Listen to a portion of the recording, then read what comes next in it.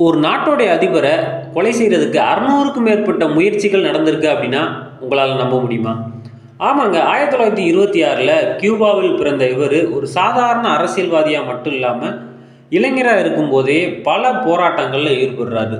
Cuba மேலே அமெரிக்காவுடைய ஆதிக்கங்கள் செலுத்தப்படுறதுனால ஆயுத போராட்டத்திலும் ஈடுபடுறாரு. பல தோல்விகளுக்கு பின்னாடி 1959ல் புரட்சி படையானது கியூபாவுடைய ஆட்சியையும் கைப்பற்றுறாங்க. கைப்பற்றிய பின்னாடி கியூபாவுடைய அதிபராக ஃபிடல் காஸ்ட்ரோ பொறுப்பேற்கிறாரு. பொறுப்பேற்ற உடனே உலகத்திலே மிகப்பெரிய சக்தி வாய்ந்த அமெரிக்காவுக்கு எதிராக புரட்சியும் நடக்குது. ஆனால் அமெரிக்கா இவரை கொல்றதுக்காக பல முறைகளில் முயற்சி செய்கிறாங்க. அவருடைய நண்பர்கள், அவருடைய காவலர்கள், மனைவி மூலமாக வெடிகுண்டு தாக்குதல், கார் விபத்து இப்படின்னு பல முறைகளில் இவரை கொலை செய்கிறதுக்காக அமெரிக்கா முயற்சி செய்கிறாங்க.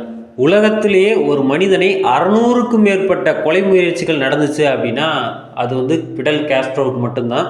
இப்படி ஃபிடல் காஸ்ட்ரோவை கொலை செய்யணும் அப்படின்னு எடுத்த அத்தனை முயற்சிகளும் அமெரிக்கா தோல்வி தான் அடையுது. யார் இந்த ஃபிடல் காஸ்ட்ரோ?